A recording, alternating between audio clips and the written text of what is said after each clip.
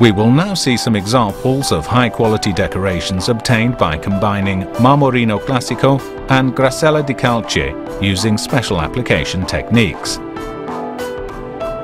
To obtain the salt and pepper effect, an initial leveling with white or pale color Marmorino Classico is carried out, expecting a consumption of approximately 1 to 1.5 kilograms per square meter.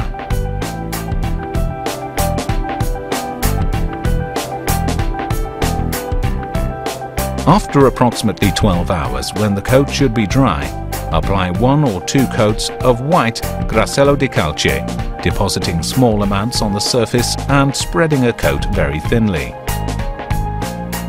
Then, when Grassello Di Calce still hasn't dried completely, gloss finishing is performed using the tool diagonally and pressing it firmly on the surface. When the job is completed, small black dots will appear on a light or white surface, caused by the trowel's abrasive action on the marble grit in the Marmorino coat applied in the initial coat. The finish will be slightly glossy.